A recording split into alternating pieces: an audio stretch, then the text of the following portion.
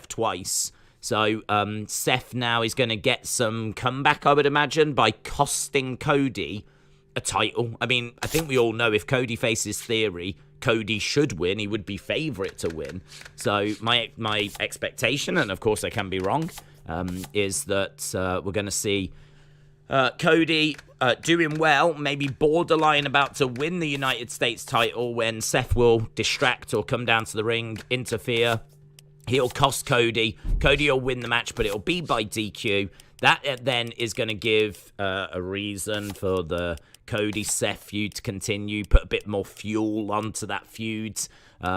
It's a good defense for Theory. You know, it's a big, dangerous match for Theory. If he can come out of it, even if he loses the match by DQ, but if he can come out of it champion, then that's going to give him something to brag about the fact that he took on Cody and he still got that United States title. He came out still champion. So it'd give him something to brag about as well. I think if this had a bit of a build to it and they'd made this feel important, then I'd be like, yeah, okay, I could see them putting the belt on him. But they haven't. There's been no builds. They've dropped it on us out of nowhere. That really makes me think that this is just being used to further that Seth Rollins storyline. So, I mean, we'll see, won't we? We'll see. It's it could go either way. Of course it could. But I'm feeling pretty confident that by the time Raw ends, Theory will still be the United States champion. It would be cool to see The Miz come out and interfere and push a match between those two, says Damo. That's interesting. Taboy said Rhea will pay Liv, will get her payback. So, yeah, there's a good chance of that. We were talking about it when it happened yesterday, about how Judgment Day has got a woman now, shock horror. So, AJ and Finn Balor, if they are going to join forces, and it feels like they are, because Finn Balor is clearly around and involved in this feud, they're going to need a woman. They're going to need a woman to deal with Rhea Ripley. The feud that Rhea Ripley is in at the moment, or was Liv Morgan. So I don't know if they are going to go with Liv. I would say she's probably favourite, but that's big for Liv, you know. That is big for Liv. For Liv to be involved in a storyline that features Edge, AJ, Finn Balor, like a borderline Bullet Club reunion. I mean, technically, you know, if Finn and AJ are together and they're, like, you know, too sweet in each other, if Liv joins up, too sweet in as well. This is like pretty close to her being in Bullet Club, which would be, I don't know. I mean, I don't know if you'd give. You got Judgment Day. Does AJ and Balor and Liv, do they call themselves a faction? If it's a play on Bullet Club, I think that'd be really, really fun. I know like Balor Club could be what they go with, but it's hard to see AJ being happy to be in Balor Club. Do you know what I mean? Like, they'd probably have to go with someone else, because I don't really see Balor as being the leader of that group. It doesn't really feel like there is a leader of that group. So to name it after Finn would feel a bit weird. But I'm excited. Again, you know, I keep coming back to I'm excited because I really like the story. And I'm really excited to see what they're going to do. And, you know, are they going to come up with a new name? Is Liv going to be involved? Will they go with someone different? Is it even going in that direction? You know, we could now just go off in a whole different direction. So just seeing how this develops, I think it's going to be a lot of fun. Did you see they tweeted something about Money in the Bank? I saw you tweeted me. I didn't see WWE tweeting anything. Liv is too good looking for a stable, says Finbar. Charlotte Ronda I Quit match was awesome and brutal, says Kaiser. I agree. I honestly, I sent a tweet out again. You know, I was quite active on Twitter, actually. Good afternoon and I sent a tweet out just saying that I thought it was a match of the year contender. I still do. I would have it in my top 10. I think that WWE, I'm not going to get into like AEW and all their matches or New Japan or anything like this. Just we focus on WWE. I think it's a top 10 Heading down to the match. middle now for the so toss. I was really, really impressed with what they did. I thought they did so much in the time, and I loved it when they were fighting in the crowds. There's maybe a couple of moments that, you know, stop it being like 5 stars. I thought like when Charlotte had the kendo sticks, she had 2 kendo sticks. Good decision For her to lose those kendo sticks so quickly, you know, she's got 2 weapons. You'd expect her to be able to use those weapons and get some really good shots in. But Ronda just like grabbed them and took them. And it was like, it's like Charlotte had the advantage and just seemingly gave it away. So, you know, little things like that just made me go, I don't know, that bit seems a bit like, I'm pretty sure Charlotte would have just wailed away, man. I'm pretty sure Charlotte would have found a way of getting some shots off if she's got 2 kendo sticks. So those little things just stop it for me being like 5 stars. Just little bits like that throughout the match. But I still reckon it was like 4-2-5 or something along those lines. I really, really enjoyed it. It reminded me a lot of Charlotte and Sasha from, I think it was like a Raw from years ago, and they were fighting in the crowd. I remember Sasha doing a bank statement through the railings, and it was a very similar moment to when Charlotte had Ronda through the railings. So kind of brought like flashbacks to that, brought flashbacks to their Survivor Series match. So it was good. It was good. I mean, it reminded me of like some really great women's matches from the past. So a little bit of nostalgia kind of vibe to it as well. It was great. Really, really enjoyed it. Really enjoyed it. So yeah, I would have it in my top 10, along with both Cody and Seth matches. I think both of them are absolute barn burners. Thought they were absolutely brilliant. Great timing. Races to the boundary. And you could even say the main event was really good. AJ Edge was really good. As we said, I mean, it was a really solid show last night. Really solid show. Kkr said it's not going to be Asuka that joins Finn and AJ since she's feuding with Becky. Neither Bianca. She's feuding with Sonya. Only Liv makes sense. How about AJ, Finn and Becky? Becky's with Asuka at the moment, so it is true. It probably will be someone that's, you know, not really in a feud. And the only feud that Liv is in is with Rhea Ripley. She's in a feud with Rhea Ripley. They team together, so I must admit it does feel like it is. I'll be surprised if it's anyone other than Liv Morgan. Matthew, shout out to you. What do you think about Roman leaving? Well, I don't think he is leaving. We spoke about this at length yesterday. So his contract goes all the way through to next April. So until next April, it absolutely covered. We're fine, right? So WrestleMania next year's fine. Everything up until then is fine. So if he is leaving, it won't be until next April. I think at that point he signs a new contract where he then starts working a reduced schedule. Now, how much of a reduced schedule, I don't know. There's every chance that the only things he drops are house shows. There's every chance that we still see him on SmackDown most weeks, but he just doesn't do house shows. So there is, I mean, you've got to remember, no announcement has been made. All this Roman noise has come from him talking to the crowd at a house show, which was interesting. I'm not belittling it. I'm not saying it wasn't interesting, but equally I am saying let's not blow it out of proportion, right? Let's not make this a bigger story than it really is. And at the moment, it feels like, yeah, his next contract that he's going to sign, I think, will be a reduced schedule. But to be honest, I've been kind of feeling that for a little while because we found out about the leukemia. He's worked a very busy schedule. We know that he wants to go to Hollywood. We know that this incredible title reign is going to come to an end at some point. It wouldn't have surprised me that once this contract was up, he would have, you know, worked less dates and not done as much as what he's been doing. But I didn't know when his contract was up. I mean, I'm not that level of fan where I know everyone's contract details and I know when they expire and all this kind of stuff. I haven't got a clue. I couldn't have told you when Roman's contract was expiring. One run there. But there's people out there with that knowledge that have now said it's April.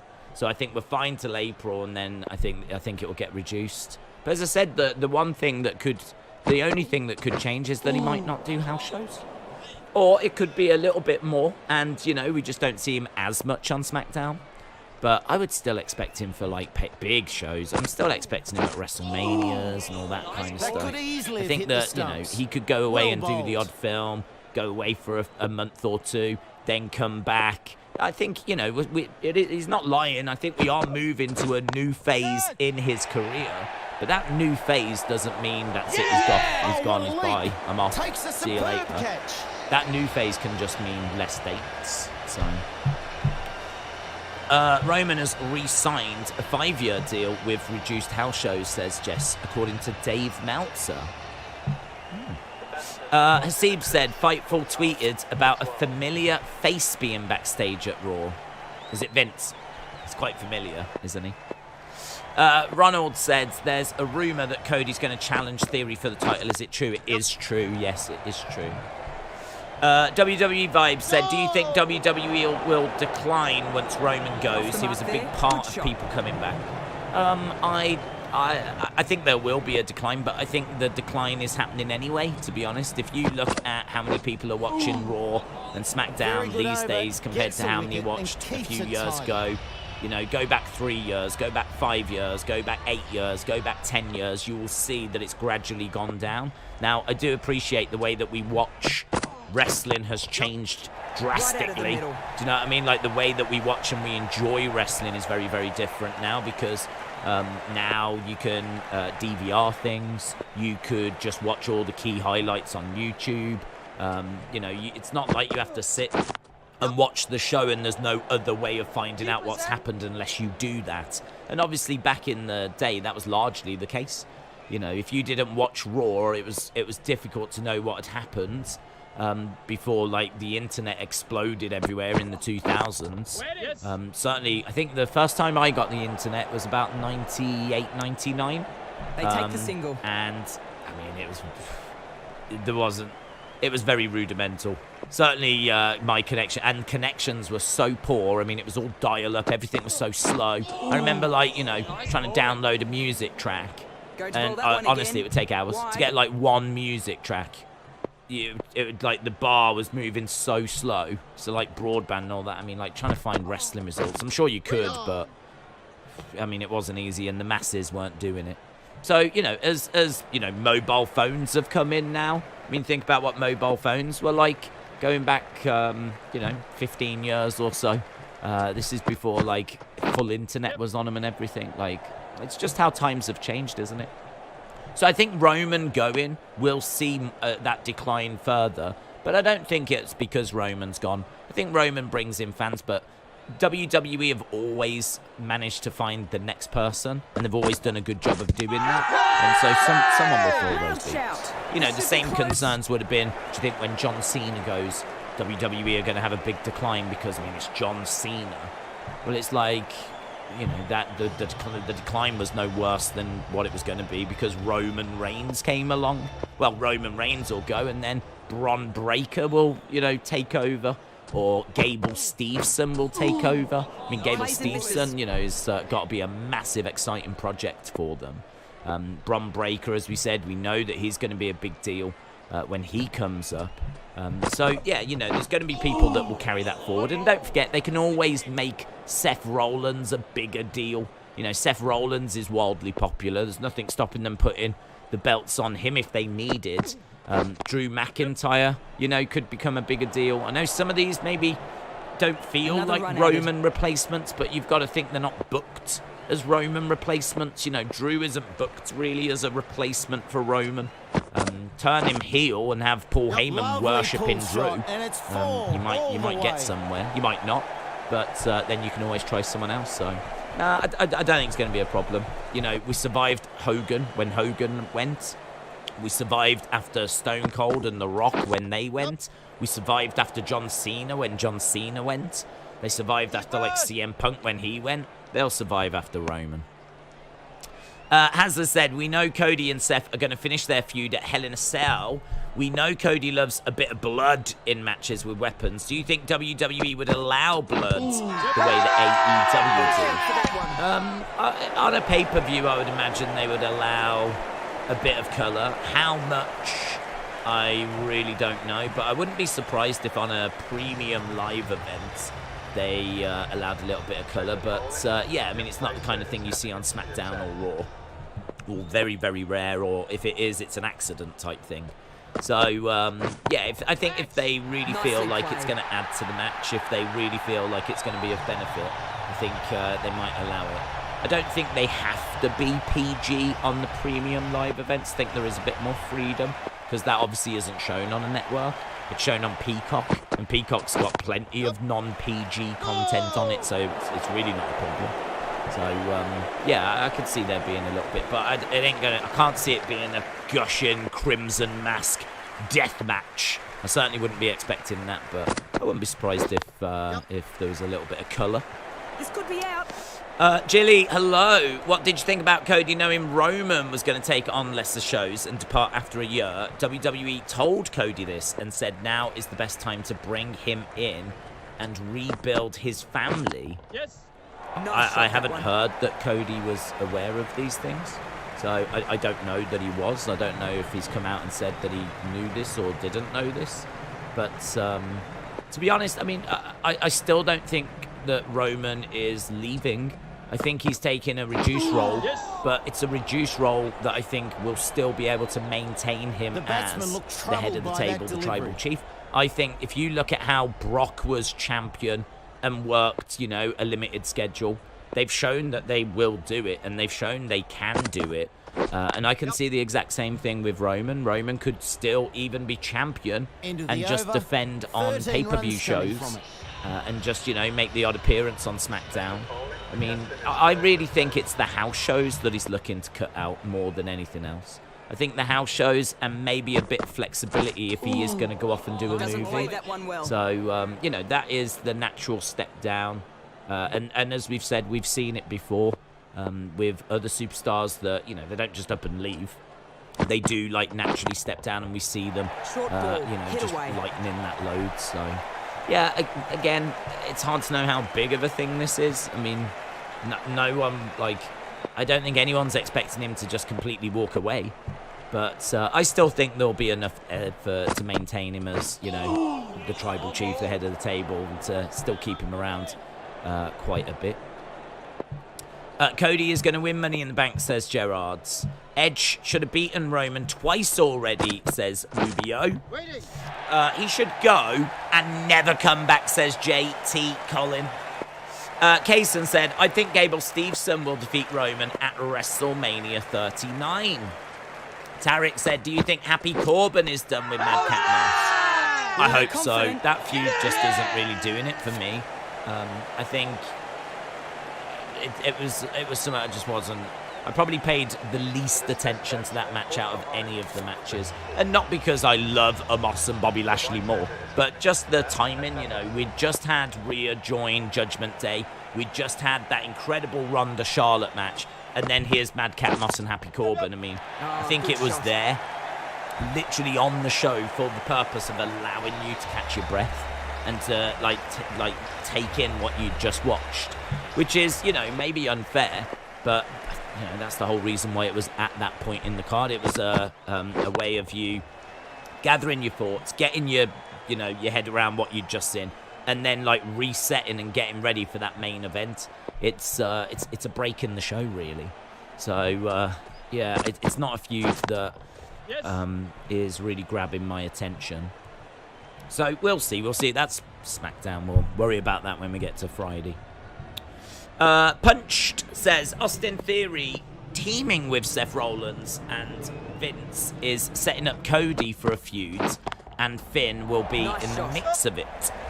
Channel name said Cody versus Cena is a dream match. Hopefully WrestleMania 40 or 41. That would be fun. That would be fun because when Cody was in the first time, Cena was obviously around and at the top of the card.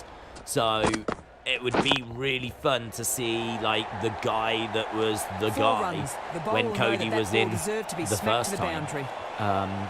Now taking on Cody and, you know, maybe even putting him over. So Days, with the new Money in the Bank stipulation where the winner gets a guaranteed main event at Mania, the obvious person to win is Cody.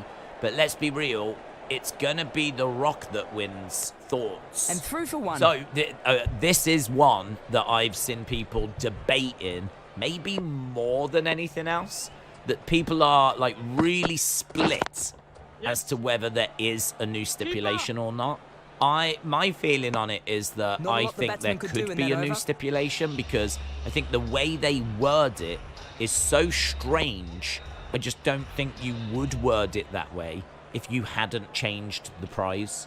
So, you know, people keep saying, well, technically, if you win Money in the Bank, you can cash it in anywhere, anytime.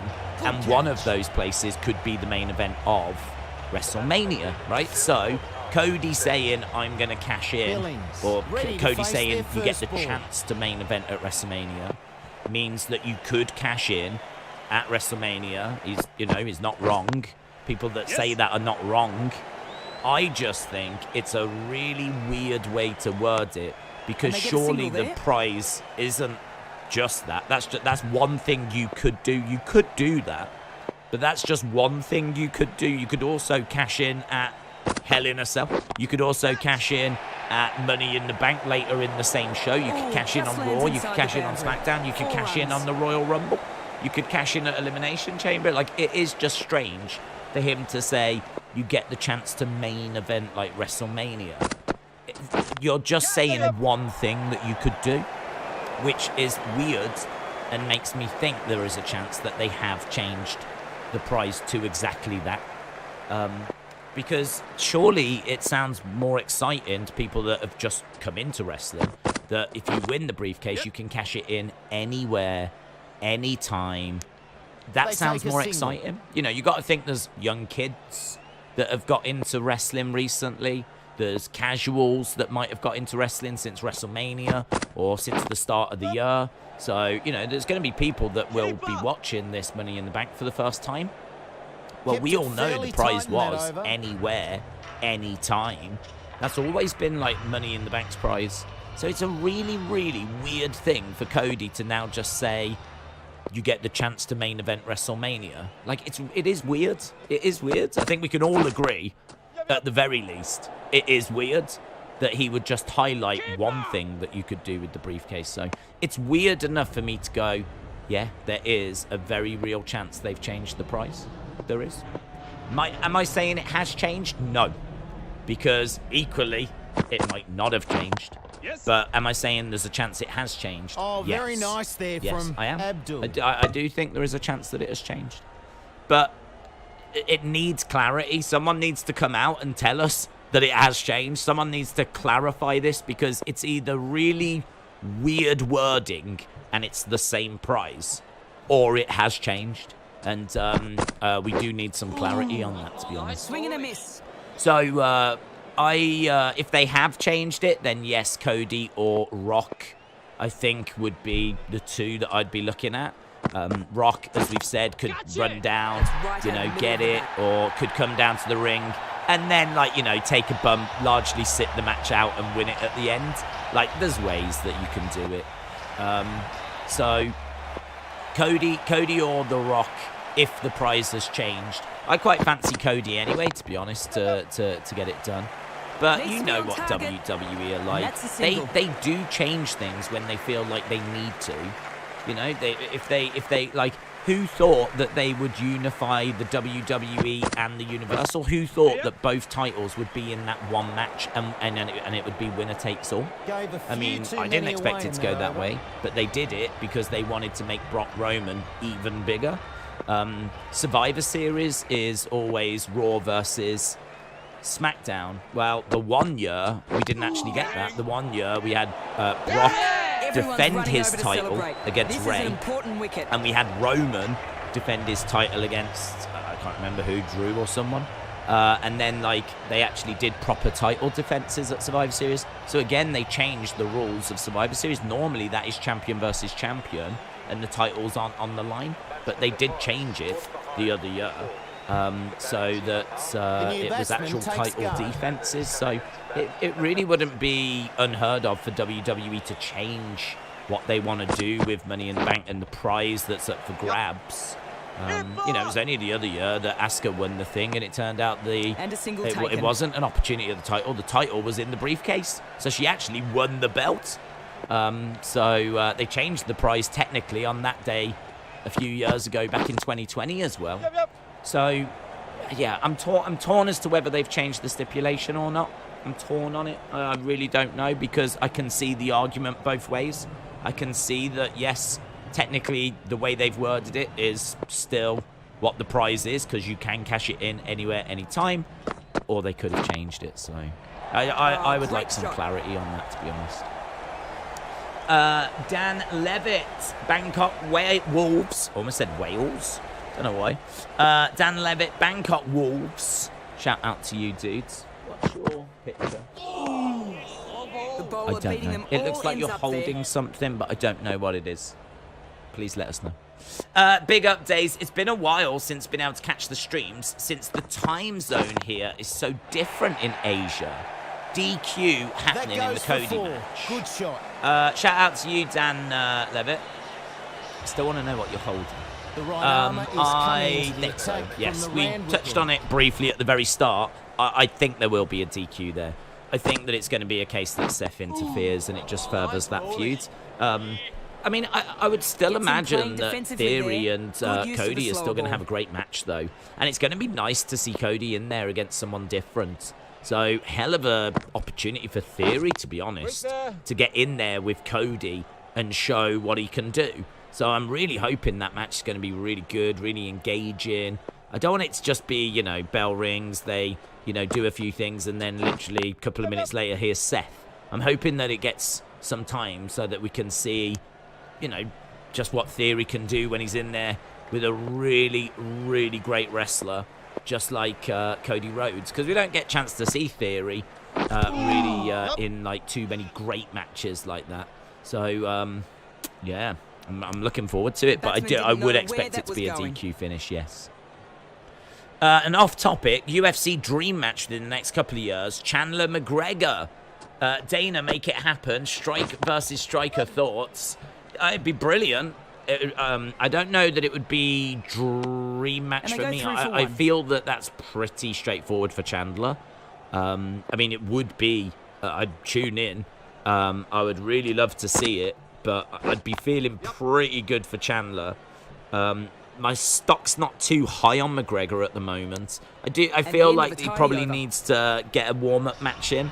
I feel like he needs to just look a little further down the cards, get someone that he can get a good win against, get his momentum going, remind the fans that he is a danger. You know, if he could pick someone low end of the rankings, maybe just outside the rankings, get like a good knockout finish, like get a good showing, just remind people that he is Conor McGregor. Like, I think that could be really, really exciting. But then, yeah, him against Chandler would be a barn burner. That would be a lot of fun.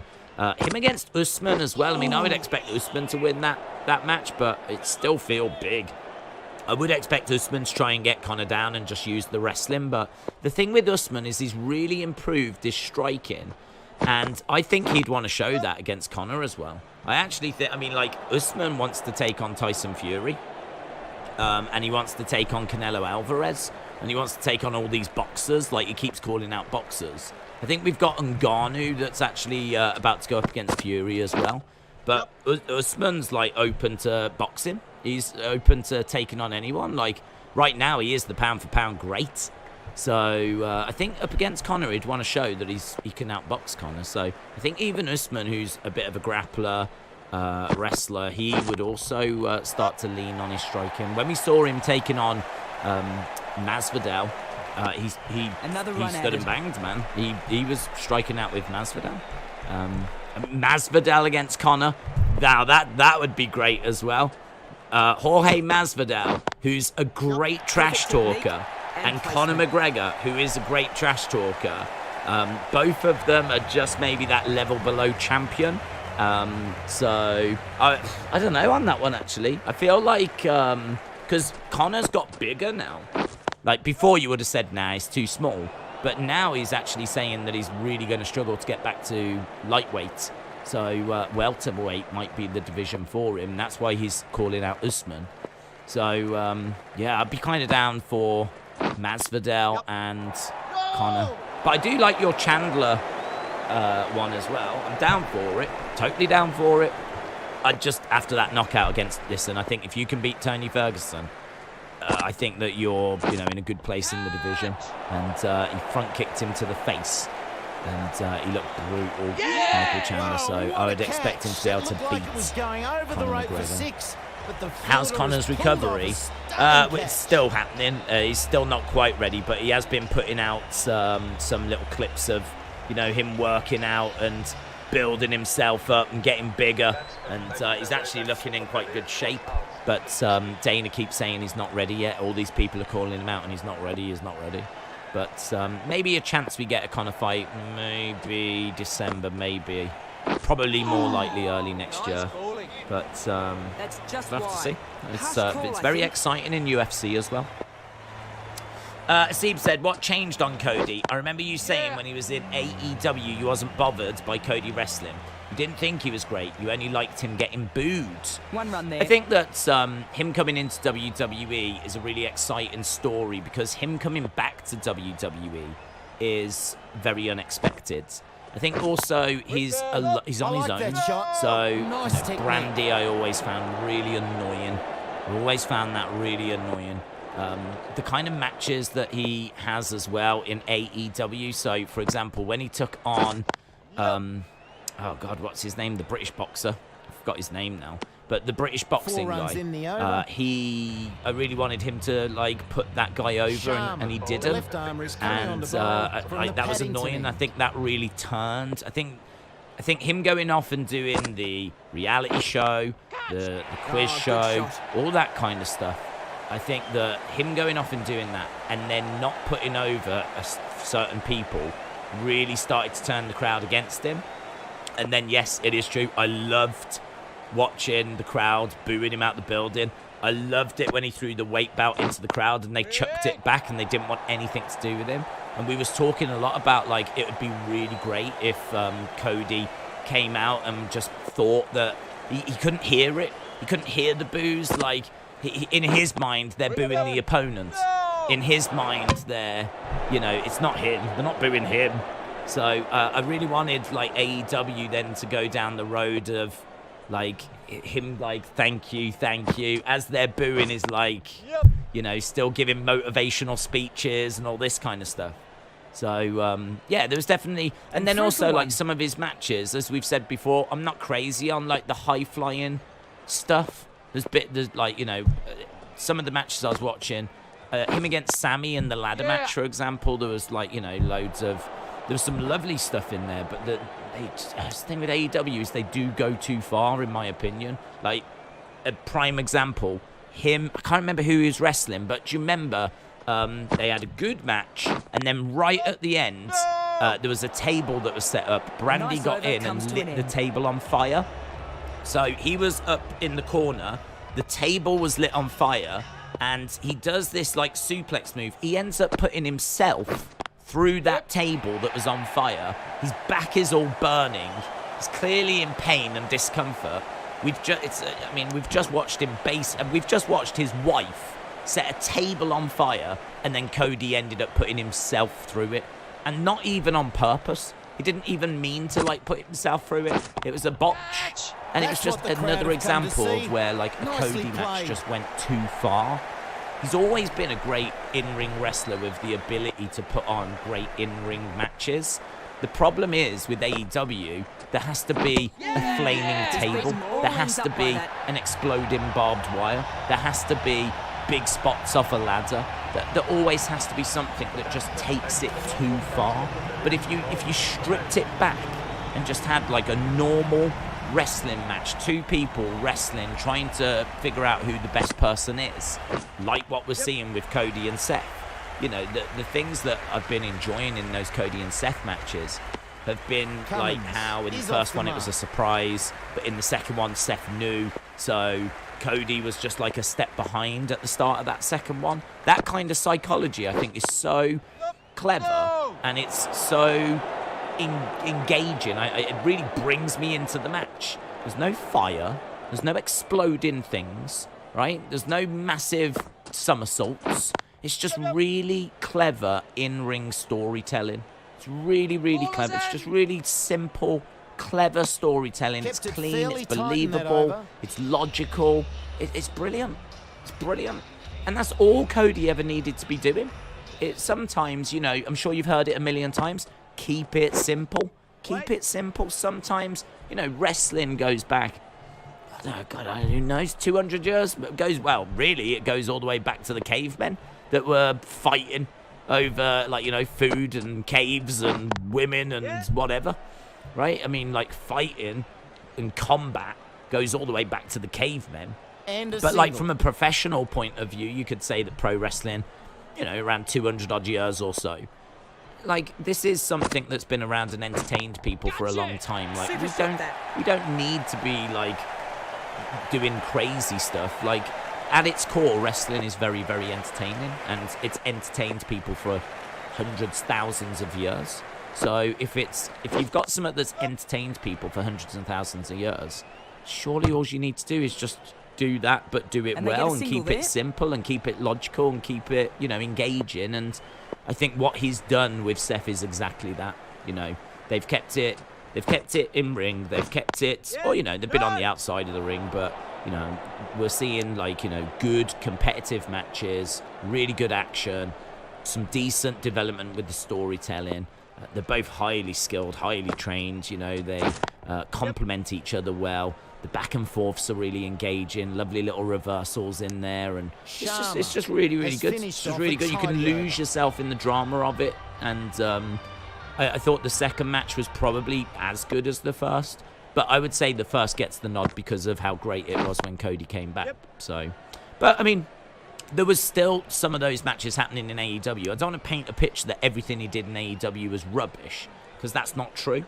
But there definitely were AEW matches, probably quite big, significant ones, that either I thought the wrong person went over, or he put himself through a flaming table, or I thought there was just too many spots. I think that same match, that ladder match I was talking about, wasn't that the one where the refs were holding the ladders so that they could do the jumps off the top?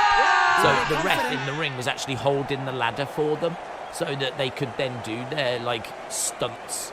And it's like, you know, that stuff is the stuff that I do just go, okay. You know, it's like when there's a suicide dive out and they land on a load of people that are waiting. Like that, you go, okay, yeah, I've seen this like a billion times. It, like, literally happens every week. Suicide dives are just one of the most overused moves in wrestling as well. Like, whenever I see them now, unless they're like Darby Allin ones that are just really intense, I do go, okay, yeah, cool. So, yeah, you know, it's just bits like that. But I think what I've seen from him in WWE, there's no Brandy, there's no Arn, all of that kind of extra noise has been stripped away. Storytelling's been good, his matches has had been good. It's no coincidence, you know, he's been in there with, like, Seth, who's, like, one of the best wrestlers in the world. So, that's going to help, isn't it? Actually wrestling one of the best wrestlers in the world. You know, maybe as his career goes on, there'll be those things that sneak in and you go, I didn't like that. Probably will be. Everyone's career's going to have them. But I think so far, so good for what they've done with Cody. Dan Levitt said, to answer your question, I'm holding a Wolverhampton Wanderers badge. I'm a Wolves fan. Oh, that does make sense. I really should have pieced that together. But the image I've got is quite small, so I couldn't quite make it out. I've been a Wolves fan my whole life, but I was born in Thailand to a UK father. Dan Levitt, shout out to you. I lived in Wolverhampton. I have been and watched a game at the ground, but I didn't watch Wolves. I watched England under 21s. But, yeah, I have been. So I have been to Molineux as well. And we actually looked, and it is my closest Premier League ground. As I'm sat here right now, if I was to go to a Premier League game, the closest one to me would be Molineux. If I was to go to one, and I think it's about 38 minutes or something away from where I am right now. If I was jumped in a car, so nothing but love for Wolves. Lived there, worked there. Nothing but love for Wolves. So good season you've had as well. Good season. So Dan, shout out to you, buds. Squidgebert said, I just watched that microwave video. Are you still suffering, dudes? I've spoke about that video quite a few times. I could not breathe. And you know what? Seriously now, because it's years and years after that video. So I would tell you the absolute truth now. Like, you know, if there was anything that was fake in there or whatever. Nothing in that video is fake, right?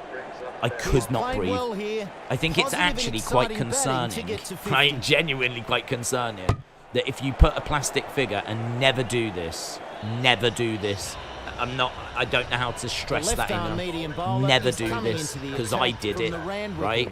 And I'm telling you, don't do it, because I did it, and the smoke was billowing out of the microwave like it was pouring out of the microwave. I actually turned the microwave on, and you don't see everything in the video, but I put a figure in the microwave because I wanted to know what was going to happen, right? So I put a figure in the microwave, and I set it for about 5 minutes or something. So I set it, and I was like, it's probably going to take a while for something to happen. Like, I thought it would, like, slowly, like, melt. I didn't think it would, like, you know, be a quick thing. So I went and sat down, and I was like, I'll come back to that in a sec. So I went and sat down, and I was watching something that was on TV, and then all of a sudden I could just, like, what's that smell? And I looked, and smoke was pouring out of the microwave. So the first thing I did was, like, open a window, and as soon as I opened the microwave door, it just probably hoping they can catch comes out, and I couldn't breathe. I could not breathe. I had to run over to that window, and I had to, like, stick my head out the window, and I was just coughing and trying to desperately get oxygen. It's really scary, actually. Like, there's no oxygen. Like, it just consumes, or, like, there's no oxygen. You cannot breathe. And probably what you're breathing in is probably poisonous as well. So, yeah. I must admit, I'm glad I did it, because now I've got the answer, and I know what happens. I would never, ever, ever do it again. I would never do it again. I would never, ever recommend anyone do it. It's horrible. It's horrible. So, yeah. Don't do it. I do often show it, though. I do still have it. I never threw it away. It's there. Look. That's what happened to the figure. So, if you've seen the video, he's actually laid down like that. This bottom part, like his legs, goes like that black. You see that black colour? It goes that colour, and it, like, bubbled up. It was, like, this big. And it was all black, and it had bubbled up, but that's what it did to this figure after about 2 minutes. That's what it did to the figure. And any bits that are missing just either turned to black and were, like, charcoaly. There's no, like, bits that I've lost or anything. This was stuck onto the thing. So, yeah, that's what it did to it. It absolutely trashed it. A big task ahead for the batsman. Never do it. Let's see what he can do. WWE Vibes says, how would you feel if Cena versus Brock happened at SummerSlam? Since Brock attacked Cena off air after Roman match at SummerSlam, could he get revenge? I mean, it'd be a big match, but it's a match we've seen before, and Cena was battered. Cena could say that he wants revenge, but to be honest, I don't think he would want revenge for something that was never broadcast. He would probably want revenge for what happened at SummerSlam 2014, which was when he got absolutely destroyed by Brock. So you might remember that when Brock ended Undertaker's streak, they pushed him to the moon, and one of the biggest things you could do at that point was not only end the streak, but then destroy John Cena. And at that SummerSlam, that's exactly what he did. It was an absolute destruction. So, you know, you could maybe make an argument that Cena would like to get revenge for that, but in 2022, I must admit, it's a match that would be easy to advertise. It would be a spectacle. It would get people watching. It's maybe not the match I would book. I think that I'd be much more into Cena versus Gunther, which I think is a really great match. And then, you know, Brock, Cody, or you could do very nice throw back there. Brock, good fielding. Reasonably good over there. I don't know, man. I don't know who you'd put in there with Brock. Going with pace now. Brock is so, like, there's so many people you could do Brock Nakamura, which would be really interesting. But I just don't think they see Nakamura on that level. But that actually calls back to when they had a match at New Japan. Brock against Nakamura was the main event, I think, of a Wrestle Kingdom. And, you know, you could maybe even look at that. But I do like Cena Gunther. I'm down for that. Maybe you do Brock Cody. To be honest, you could do Brock Cody. That could be kind of interesting. We've had Brock AJ. We've had Brock Finn. So we've done that. We've obviously done Brock Seth. So we've had that as well. We've done Brock, Kevin Owens. Have we done Brock, Kevin Owens? Have we done Brock, Kevin Owens? I'd be tempted to do Brock, Kevin Owens if we haven't done Brock, Kevin Owens. I'm trying to think if we've done Brock versus Kevin Owens, and I can't recall it. But yeah, I'd probably have a look at some alternatives. Can you try to do some more fun videos like the microwave? We used to do figure videos like bowling. Yeah, but that was when we were like buying figures and we constantly had like figures coming in. So I do have like a lot of figures on a shelf, but I think like getting them all down to like do some bowling with them or something. And plus also that video's on the channel. I think like the bowling one's on the channel. I couldn't really think of doing anything different. There's a dominoes one that's on the channel where we stacked them up and knocked them all down. I've fired them with a gun, so I've done that as well. I feel like we've done quite a lot of that sort of stuff with the figures. And it just kind of got to the point where I was like struggling to think really of anything else to do. So then obviously lockdown happened and then we were just streaming a lot. So I do want to get some figure videos on, but it would probably be more looking at the range because I feel like I've been away from the range for so long that I would like to have a look and see, you know, what's come out. Have a look at like, you know, what are the best Roman Reigns figures that you could get? What's the best Undertaker figures that you could get? You know, I'd be interested in like looking at stuff like that.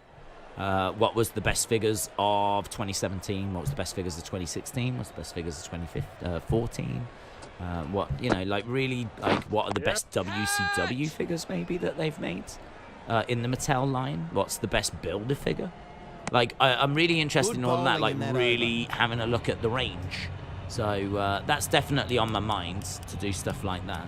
But like the fun stuff, as you said, I felt like I exhausted that, to be honest. I sort of ran out of ideas. Bowled with them, used them as dominoes, shot weapons at them, did multiple battle royals, did figure setups.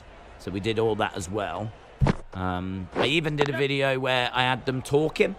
And we did them like doing a little talking thing, which I thought was kind of fun. Another run added. Yeah, I think I got to the point where I did a lot and couldn't run out of ideas. Did you hear that Roman had re-signed? According to Meltzer, the contract has got him doing less house shows and a lighter schedule. It was mentioned earlier, according to Meltzer, that he's re-signed a 5-year deal.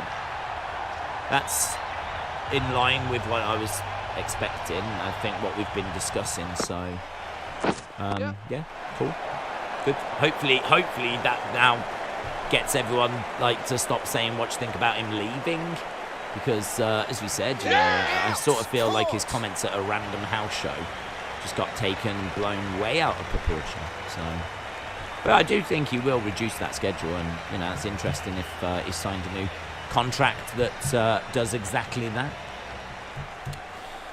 What's your thoughts on Bayern wanting Mane? Not surprised. Good player.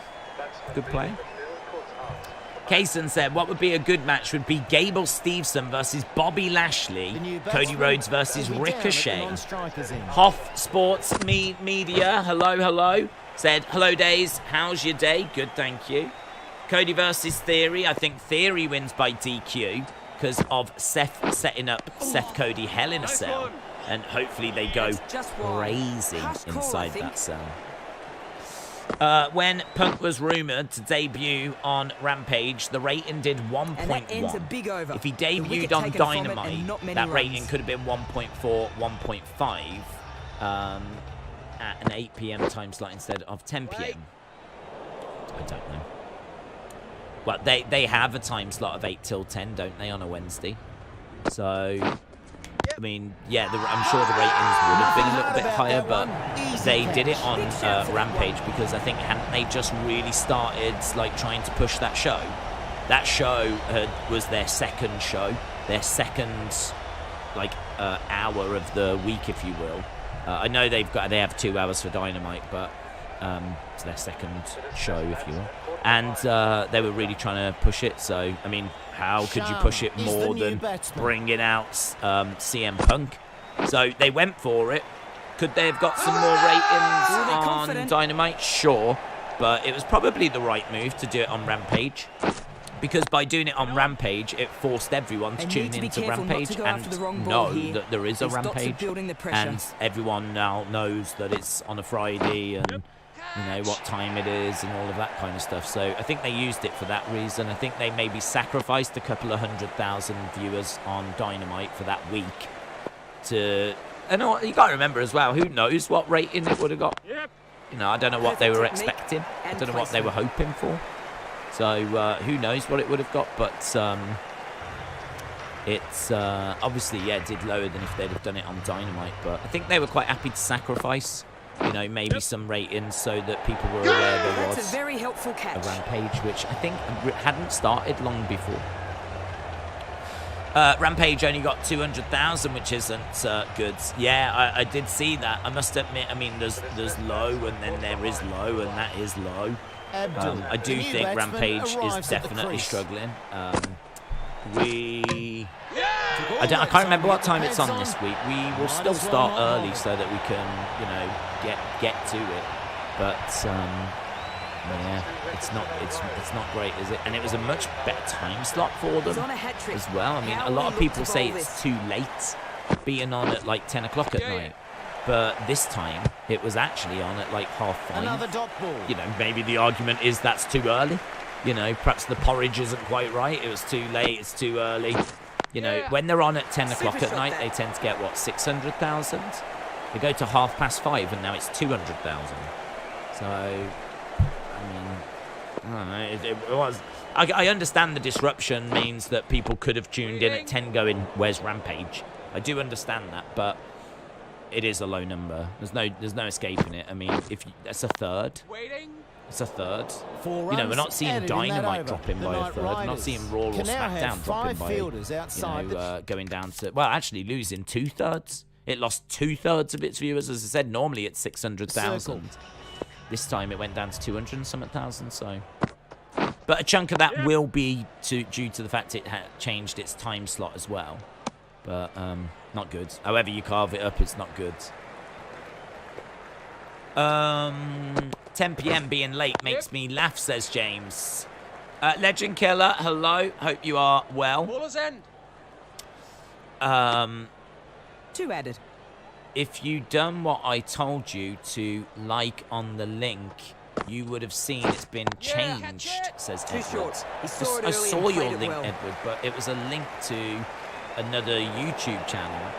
It's not a link to Dave Meltzer. Like, if you want to give me news from Meltzer, give me news from Sean Ross Sapp, give me news from WrestleVotes. Like, I'll believe those sources. That link that you sent me is, I presume, I didn't watch it, but I presume is just reporting about what was said last night. Well, we watched that show. We watched it. We know what was said. We know that it's, you know, potentially a new prize. It's not 100% a new prize.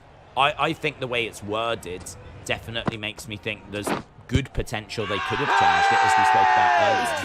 But again, you know, you need to get it from certain sources. Like, unless Meltzer's turning around saying, yeah, I've spoke to someone in WWE and they're telling me that the prize has changed, or if Sean Ross Sapp says it, or if WrestleVote says it, then I will, like, you know, go with it. But if it's just coming from another YouTube channel, they're only getting the same information and only seeing the same stuff that we're seeing. Great delivery to find the edge. They will have watched the show, heard what was said, and then, you know, done a video on it or done an article on it. So good bowling here. Debbie said, did you see a Fiend tease? I hope they are teasing the Fiends. They're not teasing the Fiends. It was a kid that was dressed as the Fiend. That was it. It was a kid that went to the show dressed as the Fiend. There's no tease there. Finbar says, can you sing Sasha Banks' theme? I can sing Sasha Banks' theme. I'm not going to, because Raw is beginning. Nice shot, that one. It's an article. Yes, but is it not an article by a YouTube channel? The one that you sent me was a YouTube channel. Dizzle Dog, shout out to you. Sean Ross Sapp came out, said it was a mistake. Cody said the wrong thing. And that Did he? gets to the boundary. I haven't 4 seen runs. that. If you're telling me that's what he said, then okay, that's very interesting. But if he said the wrong thing, wouldn't they just get him to do it again? Because it wasn't live. It was a proper video package. So if he'd have said the wrong thing, wouldn't they have gone, no, do it again, that's not the right thing to say. So that's even weirder. If he said the wrong thing, that's even stranger. Because it was a pre-recorded video package. He was walking around Allegiant Stadium. And they go through for one. It wasn't like a live promo. Saying the wrong thing in a live promo would be, you know, one thing. But to say something wrong during a pre-recorded video package is insane. Owens versus Brock was done at a Madison Square Garden live event, says Blaze Radio. Okay, but we've not technically seen it. If we've not technically seen it like a pay-per-view or on like TV, then I'd be tempted to go that way. I think that could be a fun match. Yep, catch it. Here we are at Raw anyway. We have begun. And we're starting with RK Bro. RK Bro making their way out. RK Bro obviously not victorious last night.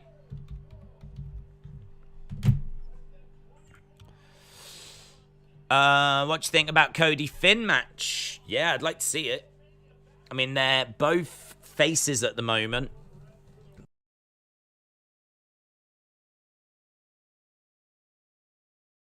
Tonight. No rest for the weary. Indeed, the Raw Tag Team Champions defending their coveted titles right here on Monday Night Raw. I certainly hope that Riddle and Orton have incredibly short memories, because last night had better be put in the backs of their minds, because the challenge that lies ahead tonight will not be easy for the champs. Indeed, to your point, Corey, a team that on several occasions now has had the number of the Raw Tag Team Champions will get their chance to become champions, as RK Bro will defend the Raw Tag Team titles tonight against the Street Profits. A rededicated, refocused, determined tag team challenger in the Street Profits. We got fishes flying too. Fish, Byron, fish. Multiple. Oh, picks that one up nicely. Good shot. Without question, you know Randy Orton, the real cannot be 100%, but you can't think about that. You have to think about the challenge at hand. Huge crowd on hand to see the champions defend their titles. Corey, you talked about it. Short memories. Don't think about what happened yesterday. Don't think about what's happening next week. It's all about tonight. Last night, RK Bro and Drew McIntyre fought valiantly. They fought their hearts out, but were overwhelmed by the dominance of the Bloodline.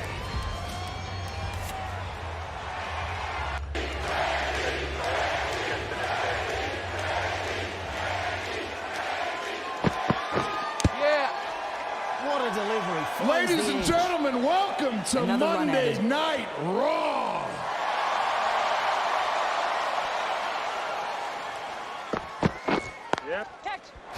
So, unfortunately, last night, a WrestleMania Backlash, my partner and I, even though we gave it everything we got, we lost the battle to the Bloodline.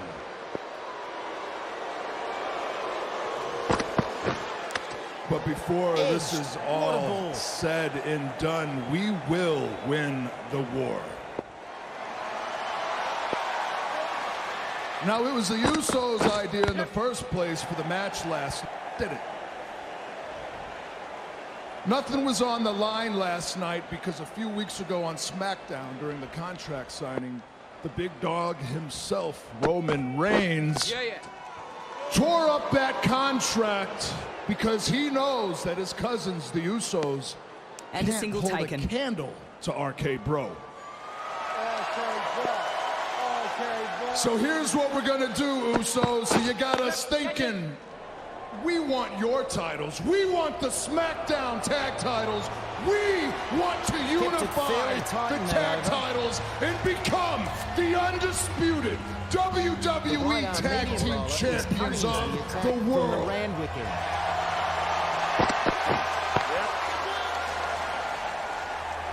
And now that it seems like the Usos can't make any for them, Randy and myself will be going to SmackDown this Friday, and we're going right up to that Tribal Chief, and we're going to demand that WWE Tag Team Championship match. And if he says no, it just goes to show that the Tribal Chief has no confidence in his cousins whatsoever, Randy. But it doesn't matter because Bro is still going to show up with his scooter, and Randy's still going to show up with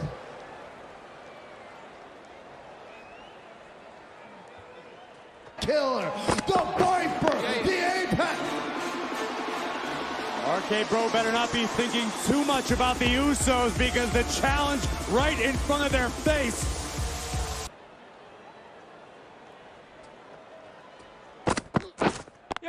Tonight, it's the Street Profits. Tonight could be the Tag Team Championship victory for the Street Profits, again, who have already defeated RK Bro before.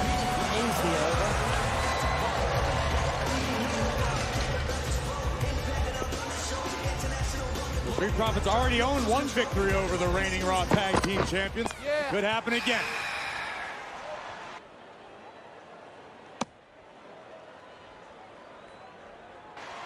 RK Bro, first and foremost, we must say, Right there. tough loss last night. Hey, look, the Bloodline, they're a tough squad. But like we showed you a few weeks ago, they ain't the ones you need to be worrying about. We are. I mean, we hear how you guys are heading over to SmackDown and how you have unfinished business with the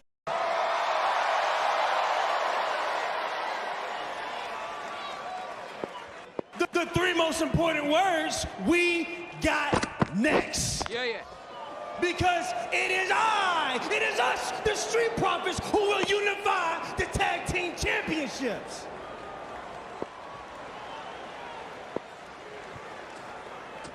Y'all up here talking all this smack, and I ain't hear y'all mention our names once. Look, I got some 420 shirts, got your brains all fogged up because y'all don't remember. Good shot. In a couple minutes, it's you versus us for those Raw Tag Team titles. And when the smoke and the ball clears, bing, lights on, just like Genesis. Because not only do we want the Raw Tag Team titles, This bowler knows how to give the ball an almighty tweak. Let's see how they go. Oh, great catch. Quick reactions and takes it. what I said. Well, let me say something to you. RK Bro 420 says we just smoked your asses. Absolutely middled that.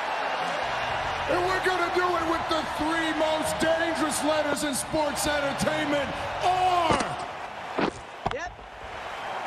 Bro, all too happy to provide it. This is going to be a hell of a match. The Raw Tag Team titles on the line next. Everyone getting behind that appeal. They feel pretty confident about this.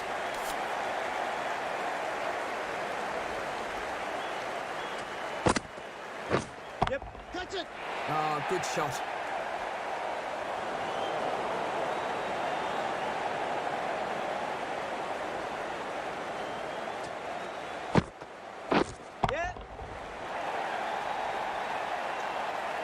Great timing. Races to the boundary.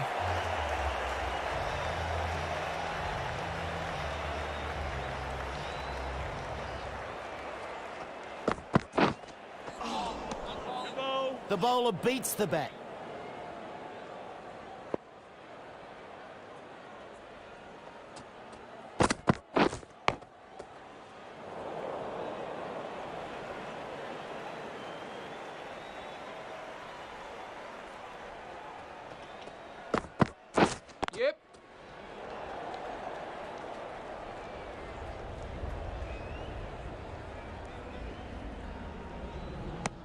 They get back for 2.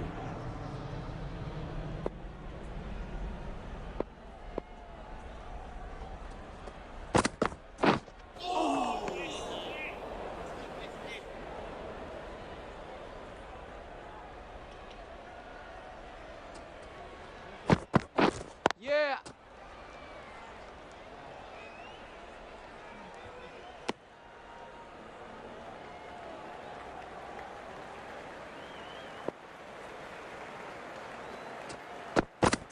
Yep.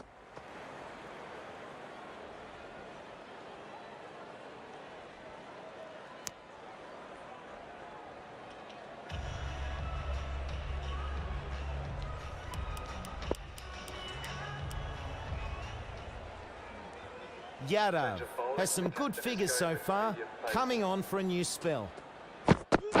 Yeah. Got. Perfect technique and placement.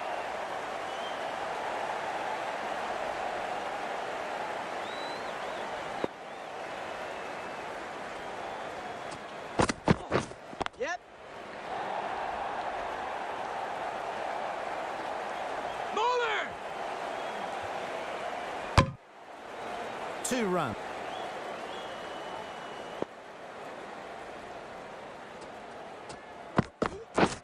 Yep.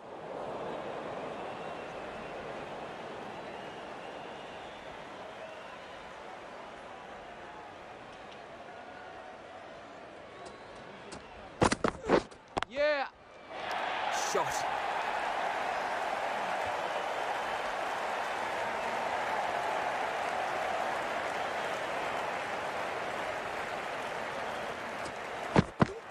Yep.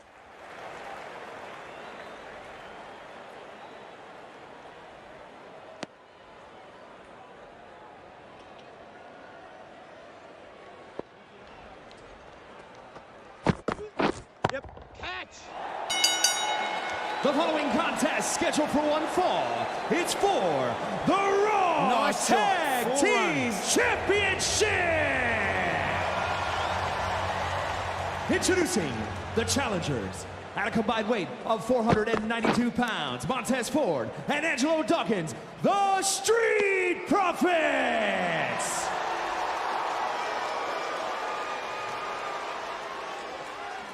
And their opponents, they are Nothing the the batsman could have Raw done better. Tag Great Team Champions, Riddle and Randy Orton, RK Bro. What a way to kick off Raw with the Raw Tag Team titles on the line. Street Profits defeated RK Bro, the Raw Tag Team Champions, 3 weeks ago, which is how Ford and Dawkins earned this matchup. If you remember that match, it was because suddenly the Usos music started playing out of nowhere, distracting Riddle. That idea of RK Bro looking ahead. Cover already. Our strategy by Ford out of the gate. Tonight the Usos are a non-factor. Inside cradle. Great. I like this strategy from Ford right out of the gate. Looking for Another roll-up. trying to surprise Riddle. Big shout here. Disrespect added to it. It's not disrespect. Montez Ford and Angelo Dawkins have truly evolved as competitors. They are more confident, Cummins more to come comfortable back in the on ring. again. And the Street Profits are eager to prove to the WWE Universe and the Raw Tag Team division that they belong at the top. We found out. Hold on. Flying armbar position. Beautiful movement. Ends up on his back. Gotta watch that one. Kick out just in time. The problem with the armbar position. Up into the back. One hook in. Nope, lost it. We're That's curious a to see if 50 this match partnership. progresses. Good job. Oh, roll up again. Kick out for Montez Ford. Returning the favor does Riddle. Riddle reminding Montez Ford, Tez, you may think you belong at the top of the mountain, but Randy and Another I run at exist there. Also, we talked about the mental side, the physical side. WrestleMania Backlash, RK Bro had a very physical match with the Bloodline. A grueling matchup, and Riddle suffered a thunderous spear from the WWE Universal Champion Roman Reigns to cap things off. Curious to see if that plays into this matchup. Seems like a smart strategy, Byron, to test Riddle early. The fast start from Montez Ford. See if Riddle's physically all there. Try to take it out of him. Again, it goes back to how the Street Profits kind of recalibrated around WrestleMania time. Upgraded their aggression, upgraded their preparation for moments like this. The legal man now. A shoulder tackle. Cover, hook in the leg. Kick out from Riddle. Take another look at this picturesque drop kick from Montez Ford right to the heart of Riddle. And think of how motivating it was for the Street Profits just a few moments ago to hear RK Bro talk about going to SmackDown this Friday, demanding to unify the tag team titles. And there's another title on the line tonight, the United Cover, hook in the leg. The United States Championship will be defended as reigning champion Theory defends against the American Nightmare, Cody Rhodes. Angelo Dawkins trying to keep the aggression going, but Riddle out just in time. Now in a friendly corner for the first time, and in comes Randy Orton. Immediately the Viper going to work on Dawkins. On the wrong side of the ring. Series of European uppercuts rocking the jaw of Angelo Dawkins. Is rebounding the face of Angelo Dawkins off the turnbuckle. Finds the edge. This is where you get to ask, did I really want a title opportunity tonight? One run there. Despite what's happening right now, I promise you the Street Profits will second guess having an opportunity at the Raw Tag Team titles. Doing what they can to make the most of it. Tag made, here comes Riddle, the legal competitor. And the teamwork of RK Bro on display yet again. Cover, shoulders down. Big shout for an Kick out from LBW. Angelo Not Dawkins. sure the captain is convinced, though. I think he might be right. From being disrespected, overlooked by RK Bro. He signals for the review. No hesitation. That they belong, that they shouldn't be looked past by RK Bro at all. Both of these teams desire to be the faces of the Raw Tag Team division as Raw Tag Team champions. Potentially to be the team that unifies both sets of tag team titles. Oh, God! Montez Ford taking out RK Bro.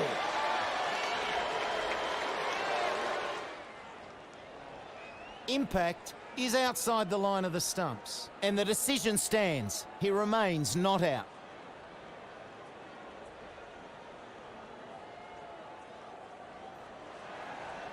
Unsuccessful with that review. They have no challenges remaining. Catch! Whoa, that's a huge shot.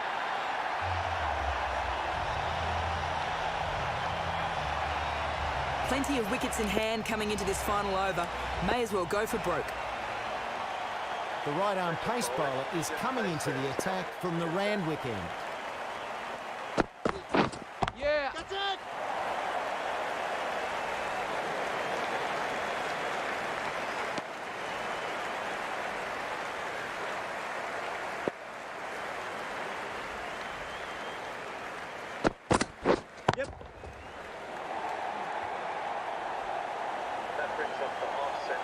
And that's 50 already.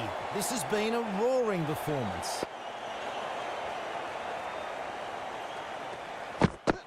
Yeah! What a delivery. Draws the edge.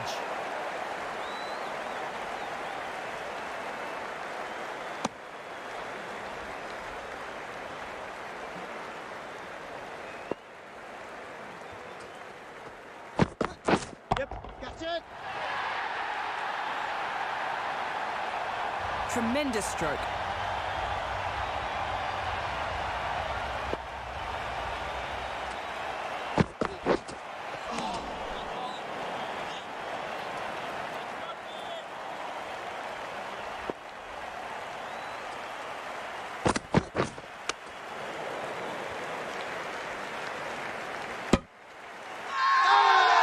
Everyone getting behind that appeal.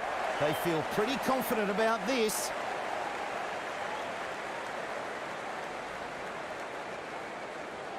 That's been a really tremendous performance.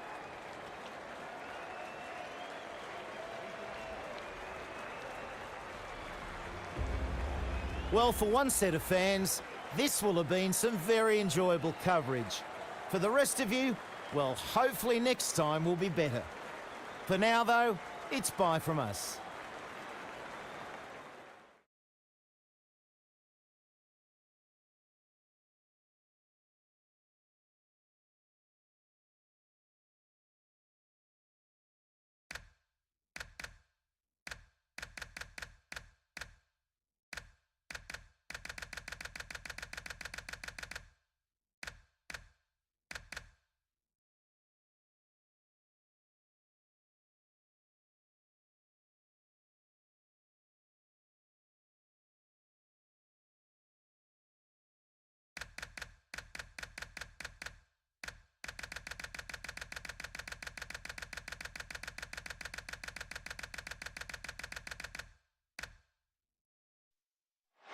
Welcome back to Monday Night Raw. So far, the challengers rolling at the expense of Riddle, but Riddle firing his way back with that right hand. Riddle desperately needs to make a tag to a fresher Randy Orton.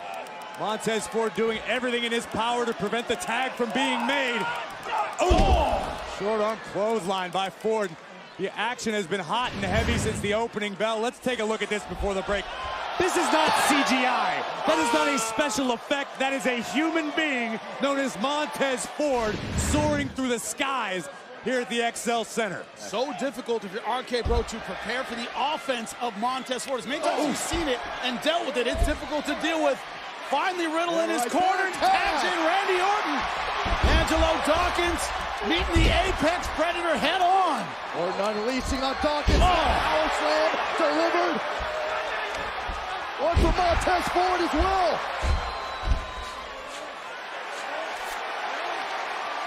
A classic play from the Randy Orton playbook. We know where this leads, and it is